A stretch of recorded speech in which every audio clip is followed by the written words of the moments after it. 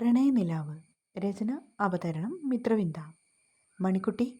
ആദ്യം വിളിക്കുന്ന കേട്ട് ഒരു പെൺകുട്ടി ഓടിയിറങ്ങി വന്നു. യോ വല്യണ്ണ, ഇതെന്താ പറ്റിയ അണ്ണന്? ആദിയുടെ നെറ്റിയിലെ കെട്ട് കണ്ടുകൊണ്ട് ആ പെൺകുട്ടി ഉറക്കെ കരഞ്ഞു. ശ്രീപ്രിയയുടെ അച്ഛൻ പിടിച്ച് തള്ളിയപ്പോൾ ആദി പിന്നിലേക്ക് മറിഞ്ഞു വീണതാണ്. അങ്ങനെയാണ് അവൻ്റെ നെറ്റി മുറിഞ്ഞത്. കുഴപ്പമില്ല മോളെ, ഒന്ന് വീണതാ, അവൻ പറഞ്ഞുകൊണ്ട് അനുജത്തിയെ ചേർത്ത് പിടിച്ചു. അപ്പോഴാണ് അമ്മയുടെ പിന്നിലായി മറിഞ്ഞു നിൽക്കുന്ന ശ്രീപ്രിയയെ മണിക്കുട്ടി കാണുന്നത്. അണ്ണാ, ഇത് പ്രിയയല്ലേ? അവളെ തിരിച്ചറിഞ്ഞതും മണിക്കുട്ടി ചോദിച്ചു. എന്നിട്ട് പ്രിയയുടെ അരികിലേക്ക് ചെന്നു. അതെ, പ്രിയയാണ് മോളെ. പ്രിയ മുഖമുയർത്തി ആദിയുടെ പെങ്ങളെ ഒന്ന് നോക്കി. തന്നേക്കാൾ ഇളയ പെൺകുട്ടി, 20 വയസ്സ് കഴിഞ്ഞതേ ഉള്ളൂ. ആദ്യേട്ടൻ 2-3 തവണ ഫോട്ടോസ് കാണിച്ചിട്ടുണ്ടെന്ന് പ്രിയ ഓർത്തു. കാര്യങ്ങളൊക്കെ പിന്നീട് പറയാമെന്നും ആദ്യം ഈ പെൺകുട്ടിയെ വിളിച്ച് അകത്തേക്ക് കൂട്ടിക്കൊണ്ടു പോകാനും സോമൻ മാമൻ വഴക്കു പറഞ്ഞപ്പോൾ മണിക്കുട്ടിയുടെ നെറ്റി ചുളിഞ്ഞു. അമ്മേ, ആ എല്ലാം പറയാം മോളെ. നീ ചെന്നിട്ട് ആ നിലവിളക്കൊന്ന് കൊളുത്തിക്കേ. അമ്മ ഇപ്പോൾ വരാം. വീടിൻ്റെ പിൻവശത്തേക്ക് നടന്നു പോകുന്ന ഷീലയെ നോക്കി ശ്രീപ്രിയ വല്ലായ്മയോടെ നിന്നു. ആദ്യേട്ടൻ തന്നെ ഒന്നും ശ്രദ്ധിക്കുന്നു പോലുമില്ല. എല്ലാം ഉപേക്ഷിച്ച് വന്നതല്ലേ താന്? ഓർക്കും തോറും നെഞ്ചു വിങ്ങി. അയൽവീട്ടിലെ ആളുകളും അവരുടെ വീടിൻ്റെ മുറ്റത്തേക്ക് വന്നപ്പോൾ ആദിക്കിത്തിരി ബുദ്ധിമുട്ടുണ്ട്. സോമൻ മാമനും ശശീന്ദ്രൻ വല്യച്ഛനും കൂടി എല്ലാവരോടും സമാധാനം പറയുന്നുണ്ട്. അപ്പോഴേക്കും ഷീലാമ്മ നിലവിളക്കുമായിട്ട് ഉമ്മറത്തേക്ക് ഇറങ്ങി വന്നു. മോനെ, 2 ആളും കൂടി കയറി വാടാ. മാമനായിരുന്നു ഇരുവരെയും കൂട്ടി നടന്നു എന്നത്. ഷീല കൊടുത്ത നിലവിളക്കും വാങ്ങിച്ച് പ്രിയ ഉമ്മറത്തേക്ക് വലതുകാൽ വെച്ച് കയറി വന്നു. വാ മോളെ. അവളെ അകത്തേക്ക് കയറിയിട്ട് ചെറിയൊരു അലമാരത്തട്ട് പോലെയുള്ള ഭാഗത്തേക്ക് വിളക്ക് കൊണ്ടുപോയി വെക്കുവാൻ ഷീലയാണ് കാണിച്ചു കൊടുത്തത്. വിളക്ക് വെച്ച ശേഷം എല്ലാവരും കൂടി നിന്ന് ദൈവദശകം ചൊല്ലിയപ്പോൾ പ്രിയയ്ക്ക് വരികൾ അറിയില്ലായിരുന്നു. ദൈവമേ കാത്തുകൊള്ളുന്നു കൈവിടാതിന്നു ഞങ്ങളെ. കണ്ണുകൾ ഇറുക്കി അടച്ചുകൊണ്ട് പ്രിയ നിന്നപ്പോൾ അമ്മയുടെയും അച്ഛൻ്റെയും ശാപവാക്കുകളായിരുന്നു അവൾ ഓർത്തത് പോലും. പ്രിയ. മണിക്കുട്ടി വന്ന് വിളിച്ചപ്പോൾ ശ്രീപ്രിയ കണ്ണു തുറന്നു. വാ, അപ്പുറത്തിരിക്കാം. മണി, നിന്റെ ചേട്ടൻ്റെ ഭാര്യയാണ് കേട്ടോ, പേര് വിളിക്കല്ലേ. രമയപ്പച്ചിയാണ്. ആഹാ, ഇതാരിത്? ഒരു മുന്നറിയിപ്പ് പോലും ഇല്ലാതെ. മണിക്കുട്ടി താടിക്ക് കയ്യും വെച്ചുകൊണ്ട് അവർ വരുന്നത് നോക്കി നിന്നു. എൻ്റെ പൊന്നേ, ഞാനിതൊക്കെ അറിഞ്ഞു മോളെ. നാളെ കല്യാണം ഒക്കെ കൂടിയിട്ട് ഞങ്ങളിനി തിരിച്ചു പോവുള്ളൂ. രമ വന്നിട്ട് ശ്രീയുടെ കവളിൽ പിടിച്ചുകൊണ്ട് പറയുകയാണ്. പ്രിയെ, ഇത് അച്ഛൻ്റെ പെങ്ങളാണ് കേട്ടോ, രമയപ്പച്ചി. കൈനകരിയാണ് താമസം. മണിക്കുട്ടി പറഞ്ഞപ്പോൾ പ്രിയ തലകുലുക്കി. മോള് ചെന്ന് കുളിച്ച് ഈ വേഷമൊക്കെ മാറ്റ്. വാ. രമ കയ്യിൽ പിടിച്ചപ്പോൾ ഷീല അവിടേക്ക് കയറി വന്നു.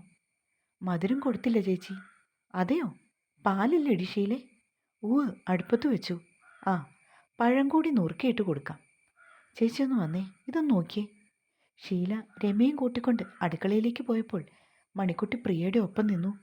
ചേച്ചി, ആ കൊച്ചിന് മാറി കൊടുക്കാൻ തുണിയൊന്നും ഇല്ലല്ലോ, എന്താ ചെയ്യുക? ഷാജി ചേട്ടനെയും കൂട്ടി ഞാൻ പോയിട്ട് വരാം. അതിൻ്റെ അളവെങ്ങനെ പറയും? മണിക്കുട്ടിയുടെ ഒപ്പം പോലും ഇല്ലല്ലോടി. ആ, ഇത്തിരി ഉള്ളൂ. ചേച്ചി, ഒരു കാര്യം ചെയ്താലോ? മണിക്കുട്ടിയുടെ ഒരു ടോപ്പ് ഞാൻ തന്നുവിടാം. അതിൻ്റെ തൊട്ട് താഴത്തെ സൈസ് പറഞ്ഞാൽ മതി. ആ, എന്നാൽ പിന്നെ അങ്ങനെ ചെയ്യാം. ബാക്കിയുള്ളതൊക്കെ ഞാനൊരളവ് വെച്ച് മേടിക്കാം. ഇതിപ്പോൾ പെട്ടെന്ന് ആ കൊച്ചിനോട് എങ്ങനെയാ നമ്മളിതൊക്കെ ചോദിക്കുന്നതല്ലേ? രമ പറഞ്ഞതും ഷീല അത് ശരിവെച്ചു. മധുരം കൊടുത്തിട്ട് പോകാൻ ചേച്ചി, അവിടെ നിൽക്ക്. വെളിയിലേക്ക് ഇറങ്ങാൻ തുടങ്ങിയ രമയെ ഷീല പിടിച്ചു നിർത്തി.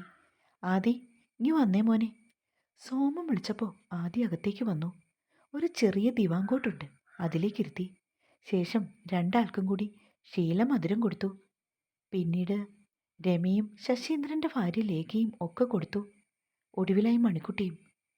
വെളിയിൽ നിന്നും ആരുടെയോ ശബ്ദം കേട്ടതും എല്ലാ മുഖവും പ്രകാശിച്ചു. ആ, കൃത്യസമയത്ത് വന്നല്ലോ, സമാധാനം. മണിക്കുട്ടി നെഞ്ച് കൈവച്ചു. ദിവ്യമോളെ, രാജീവ് വന്നില്ലേടി? ഷീല ചോദിച്ചപ്പോൾ ആദ്യം മുഖമുയർത്തി നോക്കി. ആഹാ, മണവാളനെ ഞാനൊന്ന് കണ്ണു നിറച്ച് കാണട്ടെ, ഇങ്ങോട്ട് നോക്കിയടാ. ആദിയുടെ താടി പിടിച്ച് മേൽപോട്ട് ഉയർത്തിയ ശേഷം അവൻ്റെ മുഖത്തേക്ക് നോക്കി ദിവ്യ പറഞ്ഞു. എന്നിട്ട് ശ്രീപ്രിയയുടെ അരികെ വന്നിട്ട് അവളെ കെട്ടിപ്പിടിച്ച് ഒരു ഉമ്മയൊക്കെ കൊടുത്തു. ആദിയുടെ നേരെ ഇളയ പെങ്ങളാ, പേര് ദിവ്യ. ഇവൻ പറഞ്ഞിട്ടുണ്ടോ ഞങ്ങളെക്കുറിച്ചൊക്കെ? പ്രിയ തലകുലുക്കി. അപ്പം പിന്നെ ഞാനും കൂടി മധുരം കൊടുത്തേക്കാം. ദിവ്യയും രണ്ടാൾക്കും പാലും പഴവും കൊടുത്തു. അളിയും വന്നോടി? ഇല്ലടാ, രാത്രിയിലേക്ക് എത്തും. ഒരു പുതിയ വീടിൻ്റെ പെയിൻറ്റിങ് ഇപ്പോൾ നടക്കുന്നുണ്ട്. അത് പൂർത്തിയാക്കി പെട്ടെന്ന് കൊടുക്കണം. ദിവ്യ ആദ്യം നോക്കി പുഞ്ചിരിയോടെ പറഞ്ഞു. അപ്പച്ചി ഇതെങ്ങനെ മണത്തറിഞ്ഞു വന്നു? എൻ്റെ പൊന്നെ, അതിശയം കേട്ടോ. രമയുടെ അരികിലേക്ക് നിന്നുകൊണ്ട് ദിവ്യ ചോദിക്കുന്നുണ്ട്. അവളും കൂടി വന്നതോടെ ആകെ കൂടി എല്ലാവരും ചിരിയും സന്തോഷവും ഒക്കെയായി. അല്പം കഴിഞ്ഞതും ദിവ്യയും രമയും കൂടി എവിടേക്കോ പോകാനായി റെഡിയായി വന്നു. എങ്ങോട്ടാടി? ആദ്യ ചോദിച്ചു. കവല വരെ പോയിട്ട് പെട്ടെന്ന് വരാടാ. ആ, എന്നാ കാര്യം? ഒന്നുമില്ല, പെട്ടെന്ന് വരാം. പ്രിയേ, ഇപ്പം വരാമേ. അവൾ അപ്പോഴും തലകുലുക്കി. പ്രിയച്ചി വാ, അണ്ണൻ്റെ മുറിയിലേക്ക് പോകാം. മണിക്കുട്ടി വന്നിട്ട് പ്രിയയുടെ കയ്യിൽ പിടിച്ചു. എല്ലാവരും പറഞ്ഞു ചേച്ചിയെന്ന് വിളിക്കാൻ, അതുകൊണ്ടാ.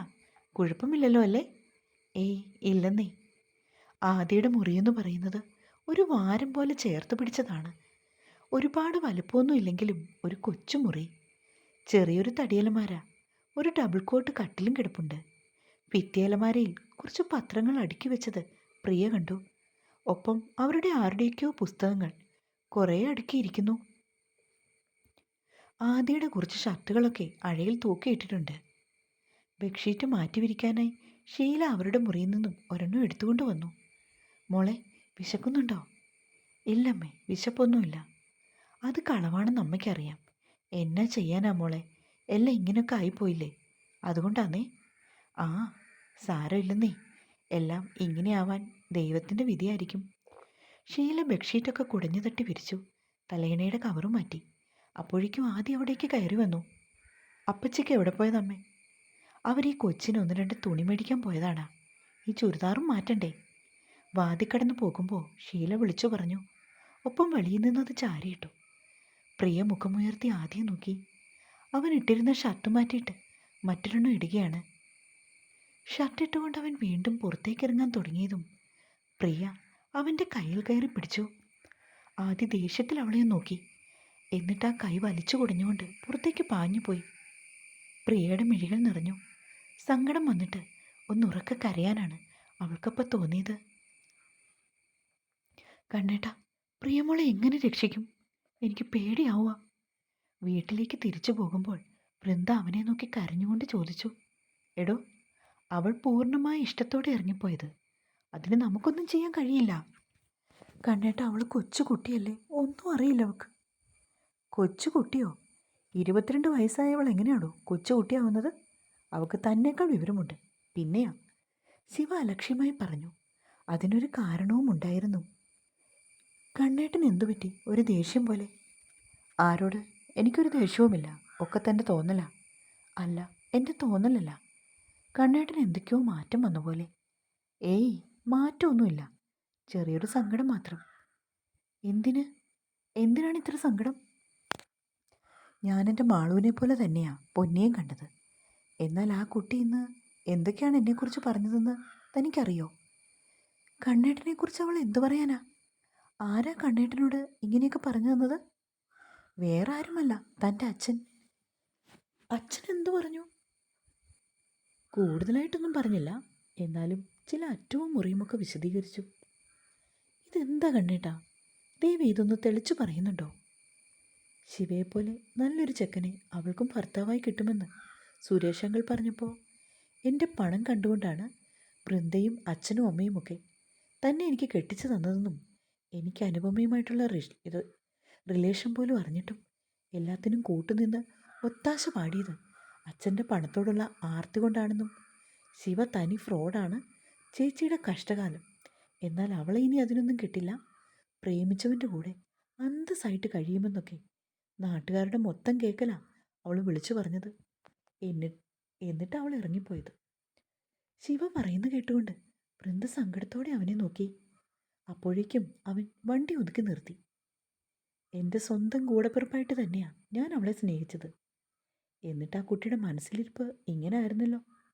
ശരിയാ, ശിവൻ കൊള്ളരുതാത്തവനാണ്, ഫ്രോഡുമാണ്, തനി ഫ്രോഡ്. അതുകൊണ്ട് മാത്രമാണ് വൃന്ദയെ കെട്ടിയത് പോലും. ഇനി ഈ കാര്യത്തിനൊരു മാറ്റം വരുത്താൻ ഞാൻ ഉദ്ദേശിക്കുന്നില്ല. തനിക്കെന്തെങ്കിലും ബുദ്ധിമുട്ടുണ്ടെങ്കിൽ ഇപ്പോൾ ഈ നിമിഷം ഇവിടെ നിന്ന് ഇറങ്ങിക്കോണം. ഗൗരവത്തിലവൻ പറഞ്ഞു നിർത്തി. കണ്ണേട്ടാ, വിഷമത്തോടെ അവൾ അവനെ വിളിച്ചു. തനിക്കറിയാവുന്നതല്ലേ ഞാനും അനുവുമായിട്ടുള്ള അഫെയർ. എന്തെങ്കിലും തൻ്റെ അടുത്ത് നിന്നും ഞാൻ മറച്ചു വെച്ചിട്ടുണ്ടോ? അങ്ങനെ തനിക്ക് എപ്പോഴെങ്കിലും തോന്നിയിട്ടുണ്ടോ? ഇല്ല. പിന്നെന്തിനാ ഇങ്ങനെയൊക്കെ തൻ്റെ അനുജത്തി പറഞ്ഞു വരുത്തിയത്? അറിയില്ല. കഴിഞ്ഞല്ലോ. ഒറ്റ വാക്കിൽ എല്ലാം തീർത്തു അല്ലേ? അതല്ല കണ്ണേട്ടാ, സത്യമായിട്ടും എനിക്കറിയില്ല. മുന്നേ അങ്ങനെയൊക്കെ പറഞ്ഞത് എനിക്കിപ്പോഴും വിശ്വാസമാകുന്നില്ല. ആ, എന്നാ പിന്നെ തൻ്റെ അച്ഛൻ നുണ പറഞ്ഞതാവും അല്ലേ? അവൻ വൃന്ദയെ പരിഹസിച്ചു. കണ്ണേട്ടാ പ്ലീസ്, മതി മതി, നിർത്തിക്കോ. പറയാനുള്ളത് ഞാൻ പറഞ്ഞു കഴിഞ്ഞു. ഇനിയും വൈകിട്ടില്ല വൃന്ദ. തനിക്കെന്നെ അംഗീകരിക്കാൻ ബുദ്ധിമുട്ടുണ്ടെങ്കിൽ താൻ തൻ്റെ വീട്ടിലേക്ക് പോയിക്കോ. ഈ താൻ തോന്നിയോടൊപ്പം പുറത്തുകൊണ്ട് ഒരിക്കലും തൻ്റെ ജീവിതം കളഞ്ഞു കുളിക്കില്ലേ. ശിവയ്ക്ക് മനസ്സിൽ നന്നായി തട്ടിയിട്ടുണ്ട് അച്ഛൻ പറഞ്ഞ ഓരോ വാചകങ്ങളും എന്നത്. വൃന്ദയ്ക്ക് ഏറെക്കുറെ ബോധ്യമായി. അതുകൊണ്ടാണ് ആൾ ഇത്രമാത്രം വിഷമത്തിൽ സംസാരിക്കുന്നത് പോലും. ശരിക്കും പറഞ്ഞാൽ അവൾക്ക് അച്ഛനോടും പൊന്നിയോടുമൊക്കെ അപ്പോൾ ദേഷ്യമാണ് തോന്നിയത്. പൊന്നി അങ്ങനെ പറയാൻ പാടില്ലായിരുന്നു. അഥവാ പറഞ്ഞാൽ തന്നെ ഇതെല്ലാം കൂടി അച്ഛൻ എന്തിനാണ് ഇപ്പോൾ കണ്ണേട്ടനോട് എഴുന്നള്ളിച്ചത്? അച്ഛൻ അതിൻ്റെ യാതൊരു ആവശ്യവുമില്ലായിരുന്നു. വൃന്ദ, വീണ്ടും അവൻ്റെ ശബ്ദം. ഞാൻ കണ്ണേട്ടനെ വിവാഹം കഴിച്ചത് എൻ്റെ പൂർണ്ണ ഇഷ്ടത്തോടു കൂടി തന്നെയാണ്. വെറും ഒരേ വർഷത്തെ കോൺട്രാക്റ്റ്, അങ്ങനെയല്ലേ ഏട്ടൻ പറഞ്ഞത്? അത് പൂർത്തിയാക്കിയിട്ട് ഞാൻ മടങ്ങിപ്പോയിക്കോളാം. പോയ ശേഷം കണ്ണേട്ടൻ അനുവാദവുമായി ജീവിച്ചോ, അപ്പോൾ പ്രശ്നം തീരുമല്ലോ. വളരെ ആലോചിച്ച് കുറിക്ക് കൊള്ളുന്ന വിധത്തിലാണ് അവൾ അവനോട് മറുപടി കൊടുത്തത്. അത് ശിവയ്ക്ക് കൊള്ളേണ്ടടുത്ത് കൊള്ളുകയും ചെയ്തു. ശരിയാ, അവർ രണ്ടാളും പറഞ്ഞത് മോശമായി പോയി. എന്നാലും അവർക്കാർക്കും അറിയില്ലല്ലോ നമ്മളുടെ രണ്ടാളുടെയും ഇടയിലുള്ള പ്രശ്നം എന്താണെന്ന്. ഇഷ്ടത്തോടെ ഞാൻ കല്യാണത്തിന് സമ്മതിച്ചു. എന്നാൽ കണ്ണേട്ടനോ? എൻ്റെ സ്റ്റാൻഡ് നിന്നോട് ഞാൻ വ്യക്തമാക്കിയതല്ലേ. നിനക്ക് സമ്മതവുമായിരുന്നു. പിന്നെന്തിനാ ഇങ്ങനൊരു ടോക്ക്? ഏയ്, ഏട്ടൻ ഇത്രയും പറഞ്ഞ സ്ഥിതിക്ക് ഞാൻ അതിൻ്റെ റിപ്ലൈ തന്നേ ഉള്ളൂ. അല്ലാണ്ട് അതിൽ മാറ്റമൊന്നും കാണണ്ട. ആ നെല്ലും പതിരും വേർതിരിച്ചറിയുവാനുള്ള പ്രായമൊക്കെ എല്ലാവർക്കും ആയിട്ടുണ്ട്, അത്രമാത്രം. കുറുമ്പോടുകൂടി അവൻ പറഞ്ഞപ്പോൾ വൃന്ദ ഇടതുവശത്തേക്ക് മുഖം തിരിച്ചുകൊണ്ട് പുറത്തേക്ക് നോക്കിയിരുന്നു. വീണ്ടും അവൻ വണ്ടി മുന്നോട്ടെടുത്തപ്പോൾ അവളുടെ ചുണ്ടിലും അവൻ കാണാതെ ഒരു പുഞ്ചിരി വിരിഞ്ഞു നിന്നു. രമേപ്പച്ചും ദിവ്യയും കൂടി കുറച്ച് കവറുകളൊക്കെ ആയിട്ട് പ്രിയയുടെ അടുത്തേക്ക് വന്നു. അവൾ അമ്മ കൊടുത്ത ചായയും ഉണ്ണിയപ്പവും കഴിച്ച് മുറിയിലിരിക്കുകയാണ്. മണിക്കുട്ടിയും അവളുടെ കൂടെയുണ്ട്. അവർ രണ്ടാളും അകത്തേക്ക് കയറി വന്നതും പ്രിയ കസേരയിൽ നിന്ന് എഴുന്നേറ്റു. മോളെ, കുളിച്ച് വേഷമൊക്കെ മാറ്റിക്കേ. കറക്റ്റാണോന്നറിയില്ല കേട്ടോ, ഇവളാ എടുത്തതേ. രമ ദിവ്യയെ നോക്കിക്കൊണ്ട് പ്രിയയോടായി പറഞ്ഞു. അപ്പച്ചിയുടെ ഭാഗം ക്ലിയറാക്കി. അഥവാ എന്തെങ്കിലും പ്രശ്നമുണ്ടെങ്കിൽ അതെൻ്റെ തലയിലേക്ക് നൈസായിട്ടങ്ങ് വെച്ചു അല്ലേ? ദിവ്യ ചുണ്ട് കൂർപ്പിച്ചുകൊണ്ട് രമയെ നോക്കി. അത് കണ്ട് മണിക്കുട്ടി ചിരിച്ചു. ശ്രീപ്രിയ മാറി ധരിക്കാനുള്ള ഡ്രസ്സ് എടുത്തുകൊണ്ട് റൂമിൽ നിന്നും പുറത്തേക്ക് ഇറങ്ങി. മണിക്കുട്ടിയാണ് അവളെ കുളിമുറിയൊക്കെ കാണിച്ചു കൊടുത്തത്. ആദ്യം അവിടെ എവിടെയെങ്കിലും ഉണ്ടോ എന്ന് അവൾ മെല്ലെയൊന്ന് നോക്കി. പക്ഷെ അവനെ കണ്ടില്ല. അണ്ണൻ ഇത്തിരി ഇറച്ചി വാങ്ങിക്കാൻ കവലയ്ക്ക് പോയതാ ചേച്ചി. അവളുടെ നോട്ടത്തിൻ്റെ അർത്ഥം മനസ്സിലായതും മണിക്കുട്ടി പറഞ്ഞു. പ്രിയ തലകുലുക്കി. ഷീലാകത്ത് ആരോടോ സംസാരിക്കുന്നുണ്ട്. ഏതൊക്കെയോ ബന്ധുക്കൾ വന്നതാണ്. പെണ്ണിന് താലിമാല എടുക്കുന്ന കാര്യത്തെപ്പറ്റിയാണ് സംസാരം. എൻ്റെ ലീലേച്ചി, എനിക്കറിയില്ല എങ്ങനെയാണെന്ന്. അവനോട് ചോദിച്ചപ്പോൾ ഒന്നും രണ്ടും പറഞ്ഞ് എന്നോട് വഴക്കുണ്ടാക്കി. എന്നിട്ട് ഇറങ്ങിപ്പോയതാ. എല്ലാവരെയും വിളിച്ചു കൂട്ടി. ഇനി കാര്യങ്ങളൊക്കെ എങ്ങനെയാവോ എനിക്കറിയില്ല. നീ വിഷമിക്കൊന്നും വേണ്ട പെണ്ണെ. അവൻ കവലയ്ക്ക് പോയതല്ലേ, തിരിച്ചു വരട്ടെ. നമുക്ക് എന്തെങ്കിലും വഴിയുണ്ടാക്കാം. അയൽക്കാരിയോട് തൻ്റെ ഉള്ളിലെ ആകുലത പങ്കുവെക്കുകയാണ് ഷീല. പേടിക്കേണ്ട കാര്യമൊന്നുമില്ല. എന്നാലും ഇവിടെ പിള്ളേരുടെ സ്വർണം വല്ലതും ഉണ്ടോ ഷീലെ? ചേച്ചി, ഉണ്ടായിരുന്നതൊക്കെ കൂട്ടിയല്ലേ ദിവ്യ ഇറക്കി വിട്ടത്. എന്നാ നാളായി. പിന്നെ എൻ്റെ കൈ കിടന്ന വള രണ്ടും കഴിഞ്ഞ ദിവസം രമചേച്ചിക്ക് പണയം വെക്കാൻ കൊടുത്തു. അവർ അറ്റാച്ച്ഡ് ബാത്റൂം ഉണ്ടാക്കുക.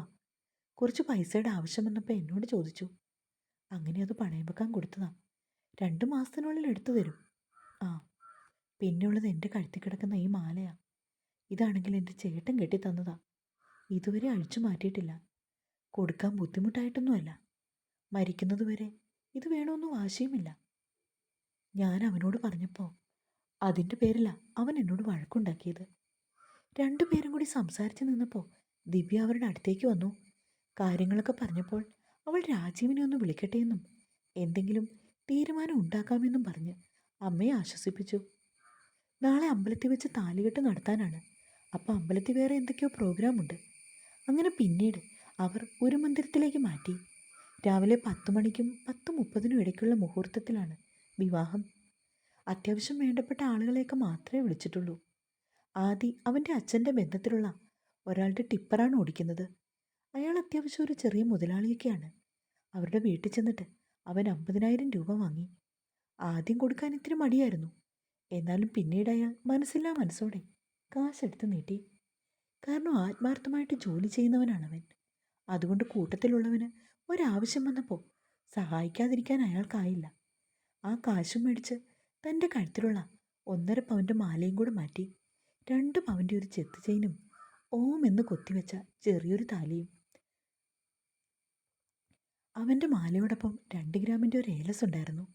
അത് കൊടുത്തിട്ട് ചെറിയ 2 മഴത്തുള്ളി കമ്മലുകളാണ് ആദ്യം അവൾക്ക് മേടിച്ചത്. അവൾ വീട്ടിൽ നിന്ന് പോന്നപ്പോൾ കമ്മൽ പോലും ഊരിയെടുത്തിട്ടാണ് അവളുടെ അമ്മ കൂടെ അയച്ചത്. ആ ഓർമ്മയിൽ അവനൊന്ന് നെടുവീർപ്പെട്ടു. ജ്വല്ലറിയിൽ നിന്ന് ഇറങ്ങിയ ശേഷം അവൻ നേരെ കൂട്ടുകാരനായ സുമേഷിനെ വിളിച്ചു. വീട്ടിലേക്ക് ആവശ്യത്തിനുള്ള ഇറച്ചിയും മീനുമൊക്കെ കൊണ്ടുപോയി കൊടുക്കാൻ അവനെയാണ് ഏർപ്പാടാക്കിയത്. സത്യത്തിൽ അമ്മയ്ക്കും അറിയില്ല താനിതെല്ലാം വാങ്ങിയത്. താലിമാല എങ്ങനെ മേടിക്കുമെന്ന് ചോദിച്ചപ്പോൾ ദേഷ്യത്തിൽ അമ്മയോട് വഴക്കുണ്ടാക്കിയിട്ട് ഇറങ്ങിപ്പോരുകയായിരുന്നു. ഉദ്ദേശം ഇതാണെങ്കിലും പെട്ടെന്നെല്ലാം വെളിപ്പെടുത്തുവാൻ അവന് തോന്നിയിരുന്നില്ല. അതാണ് സത്യം. തുടരും.